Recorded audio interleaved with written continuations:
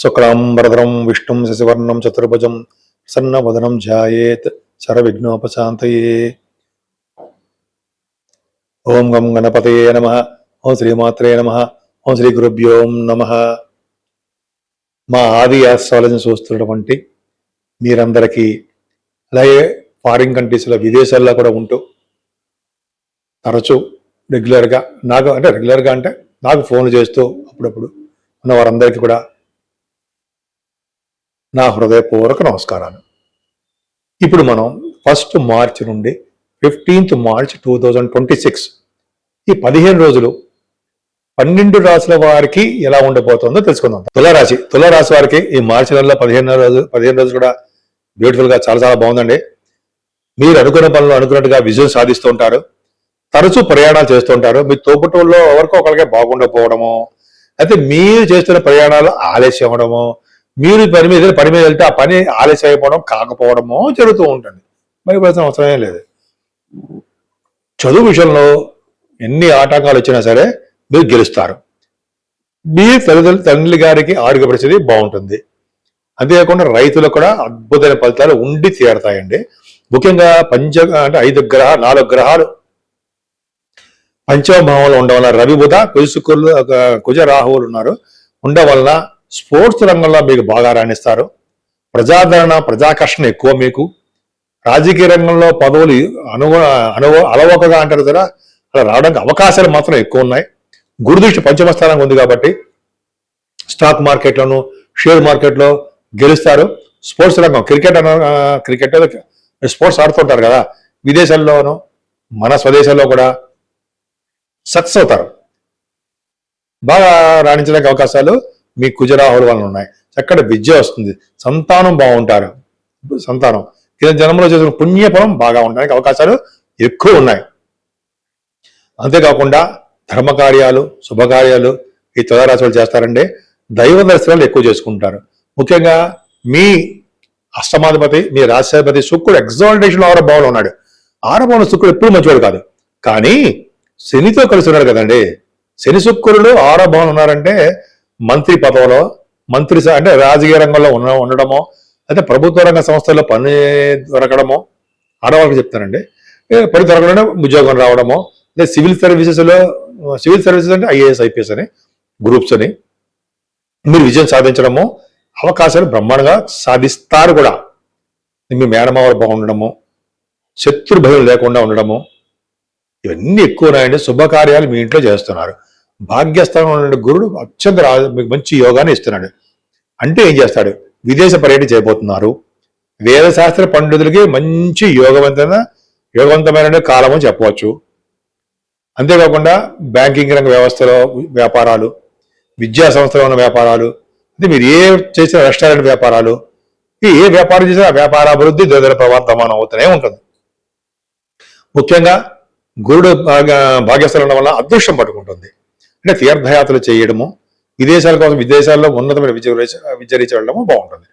ఏదైనా 10th భావంలో కూడా మీ భావాధిపతి బాగున్నాడు కాబట్టి మీకు మంచి ఉద్యోగంలో ఉండడము, తరచూ ఉద్యోగాలు చేంజ్ అవుతూ ఉండడము, సాఫ్ట్వేర్ రంగ ఉద్యోగస్తులకి, గవర్నమెంట్ సంబంధించిన ఉద్యోగస్తులు కూడా కొద్ది గొప్ప వాళ్ళకి మంచి కాలమో చెప్పచ్చు, ట్రాన్స్ఫర్స్ అవ్వడానికి అవకాశం ఉంది. ముఖ్యంగా మీరు చేస్తున్న వ్యాపార అభివృద్ధి బాగా ఎక్కువ ఉందండి ఉద్యోగం కన్నా. కేతు 11వ భావంలో ఉన్నాడు కదా, గురుడు భాగ్యంలో ఉన్నాడు. వీళ్ళిద్దరు చాలు ధన ప్రాప్తి కలుగుతుంది మీకు. మీరు ఎప్పుడు ఖాళీగా ఉండరు అని చెప్పడానికి ఇది ఉదాహరణ చాలు. ఈ విధంగా మీరు చాలా మంచి యోగవంతమైన కాలం అని చెప్పచ్చు. మీరు మీ జాతకాలు తెలుసుకుంటే, నా పేరు వాడ్రే ఆదినారాయణరావు. నేను మీ MA ఆస్ట్రాలజీ, CMA చేశాను. CMA పక్క పెడదామండి, ఏం చేసాం అనేది పక్కగా అవసరం. ముఖ్యంగా మీరు మీ జాతకాలు చూపించుకోవాలనుకుంటే మీ date of birth, time of birth, place of birth ఉంటే సరిపోతుందండి. కొంతమందికి రాజకీయ రంగంలో పదవులు వస్తాయా, రాజకీయ రంగంలో గెలుస్తామా, లేకపోతే విద్యలో బాగా రాణిస్తామా, మెడిసిన్ విద్య వస్తుందా, మెడిసిన్ విద్య రీత్యా స్టెప్ 3 విదేశాలు వెళ్తామా, లేకపోతే కొంతమందికి మాకు వీసా వస్తుందా విదేశాలు వెళ్ళడానికి, ఇవి ఎడ్యుకేషన్ రీత్యా. అంతేకాకుండా శుభకార్యాలు, పెళ్లిళ్ళు అవుతాయా, చాలా మంది పెళ్లిళ్ళు తగ్గిపోతుంటాయి, అవుతాయా మాకు, సంతానం ఎలా ఉంటారా, ఇలా చాలా సమస్యలు ఉంటాయండి. ప్రతి విషయంలో కూడా 12 భావాల్లో కూడా మీరు అడిగే క్వశ్చన్లకి సమాధానం ఉంటాయి. నాకు 35 ఏళ్ళ అనుభవం, ఆల్మోస్ట్ 35 ఏళ్ళ అనుభవం ఉందనుకోండి. పెద్ద గ్రేట్ ఏం కాదు, ఇంకా నేను బుక్స్ చదువుతూనే ఉంటాను. సో అదేంటంటే దీనివల్ల ఏమవుతుందంటే కొద్దిగా గొప్ప నేను చెప్పగలను, కొద్దిగా గొప్ప కాదు చెప్పగలను. సరే ఇది పక్క పెడదామండి. మీకు మీ వాస్తురీత్యా మీ ఇంటి గురించి ఏమైనా డౌట్లున్నా, వాస్తురీత్యా ఏమైనా డౌట్లున్నా మీరు నాకు మెసేజ్ పెట్టండి, అయితే నాకు ఫోన్ చేయండి. నేను ఏదైనా వేరే వాడి జాతకాలు చెప్తూ ఉండడం వలన, షూటింగ్లో ఉండడం వలన, షూట్స్లో ఉండడం వలన కొన్ని ఛానల్స్ చేస్తుంటాం కాబట్టి నా ఆది అస్ట్రాలజీ కూడా చేస్తూ ఉంటాను ఇప్పుడు ఇదే. సో దానివల్ల నేను మీకు డైరెక్ట్గా రెస్పాండ్ కాకపోవచ్చు, కానీ మీకు రెస్పాండ్ అవుతా. నేనే మీతో మాట్లాడతా, మూడో వ్యక్తి ఎవరు మన మధ్యలో ఉండరు. సరే అది పక్క పెడదామండి. ఈ 12 రాశుల వారు ముఖ్యంగా మేషరాశి నుండి మీన రాశి వారి వరకు కూడా 12 రాశుల్లో ఉన్నవారు ఈ 15 రోజుల పాటు నియమాలు ఏం పాటించాలి, నియమాల కంటే పూజలు ఏం చేసుకోవాలి, పరిష్కార మార్గాలు ఏంటి అంటే మనం నిజంగా పరిష్కార మార్గాలు చెప్పేస్తే అన్ని అంటే వాటంతటా అవే పోతాయా అని కాదు. పరిష్కార మార్గాలు చేయడం వలన మనకి బ్యాడ్ ఇంపాక్ట్ అనేది తగ్గుముఖం పడడానికి అవకాశం ఉంది. ముఖ్యంగా చూడండి, శని 12 భావనలు ఉండడం వలన, శుక్రుడితో కలిసి ఉండడం వలన కొన్ని రాశుల వారికి చెడు ఫలితాలు ఇస్తూ ఉంటాడు. ఇద్దరు ఇస్తూ ఉంటారు, శుక్రుడు కూడా చెడు ఫలితాలు ఇస్తుంటాడు. కాబట్టి ప్రతి 12 రాశుల వారికి కూడా అమ్మవారికి పూజలు చేసుకోవాలండి. అంటే మీరు గ్రామ దేవత ఎవరు ఉంటే వారు ఫస్ట్. మనం భీమాని చెప్తుంటే సరే మా వాళ్ళమ్మని కొంతమంది చెప్తుంటే నాకు అంత ఐడియా ఉండదు, బట్ అలాగా వింటూ ఉంటాం కాబట్టి అలాగా మనం గ్రామ దేవతలు పూజించాలి. మీ 12 రాశుల వారు అలాగే అమ్మవారిని పూజించడం వలన, కనకదుర్గ అమ్మవారిని పూజించడం వలన, అమ్మవారికి పూజలు కుంకుమ పూజలు చేసుకోవడం వలన, అలాగే సంకటహార చతుర్థి కూడా వస్తుంది 6వ తారీఖుని, అదొకటి చేసుకోవడం వలన, ఈ 3వ తారీఖు కూడా చంద్రగ్రహణం వస్తుంది. చంద్రగ్రహణం వలన వారు పాటించడం వలన, నియమాలు పాటించడం వలన కూడా శుభఫలితాలు ఉంటాయంటే ముఖ్యంగా అమ్మవారిని పూజించాలి. అంతేకాకుండా శివాభిషేకాలు ఖచ్చితంగా చేయించుకోవడం వలన మరింత శుభఫలితాలు ఉండి తీరుతాయి. విష్ణు ఆరాధన, లక్ష్మీ అమ్మవారి తులసిదళాలతోటి పూజించడము, విష్ణు సహస్రనామాలు చేయడం వలన మరింత శుభఫలితాలు అన్ని రాసుల వారికి ఉంటాయి. అంతే కదండి, ఈ 12 రాసుల వారు కూడా ఈ నెలలో మనం శ్రీరామనవమి వస్తుంది. మళ్ళీ అప్పుడు కూడా చెప్తానండి, శ్రీరామనవమి రోజు శ్రీరామచంద్రుడి కళ్యాణం చేయించుకోవడము, అయితే కనులారా మనం స్వామివారి కళ్యాణం వీక్షించడం వలన, చూడడం వలన, అంతేకాకుండా సీతారామచంద్రులకి పానకం వడపప్పు నైవేద్యం పెట్టడం వలన, మనం ఇంట్లో చేసిన ఆ రోజు చేసుకునే ఇంట్లో వంటలు మనం నైవేద్యం చేయడం వలన చక్కటి ఫలితాలు వస్తాయి. ముఖ్యంగా పానకం వడపప్పు నైవేద్యం పెట్టడం వలన వివాహ శుభకార్యాలు జరగడము,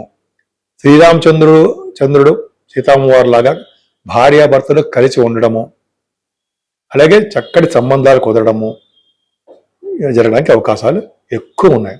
సో శ్రీరామచంద్రుడిని దర్శనం కంటే నేమ్ అంటే ఆయన పేరు ఉచ్చరించడం మరింత శుభఫలితాలు వస్తాయి. రామ రామ రామ అంటే చక్కటి పవర్ వస్తుంది. అంటారు సరే రాముడు గొప్పవాడా, రామ నామం గొప్పదా అని మనం చాలాసార్లు విన్నాం కదండి. మనం రాముడు గొప్పవాడే, రామనామం కూడా గొప్పదే నా దృష్టిలో. సోమవారిని చూద్దాము, రామనామం పలుకుదాము, డెఫినెట్ గా సక్సెస్ అయి తీరుతాం. అన్ని రాశుల శుభఫలితాలు ఉంటాయి. ఏ రాశిలో ఏ గ్రహం అనుకూలించకపోయినా రాముడు ఒక్కడు మన పక్కనుండే చాలండి, విజయం సాధించి తీరుతాం. సో 12 రాశుల వారికి ఈ 15 రోజులు కూడా శుభఫలితాలు కలగాలని, సంపూర్ణ ఆరోగ్యవంతులుగా ఉండాలని, మీరు కోరుకున్న పనులన్నీ నెరవేరుతాయని, కోర్టు కేసుల్లో కానీ, ఉద్యోగంలో కానీ, లేకపోతే మీరు వివాహ వేడుకల్లో కానీ, వివాహాలు కానీ, ఇవన్నీ కూడా సమస్యలు ఉంటాయి. వాటన్నింటి నుంచి బయటపడిపోయి అన్ని శుభాలకి జరుగుతాయని కూడా మనం నమ్ముకున్న ఈశ్వరుడు వలన, విష్ణువుని వలన మనకి అన్ని శుభాలు జరగాలని, మీ అందరూ కూడా ఆయుర ఆరోగ్యాలతో సుఖ సంతోషాలతో ఉండాలని నేను మనస్ఫూర్తిగా కోరుకుంటున్నాను.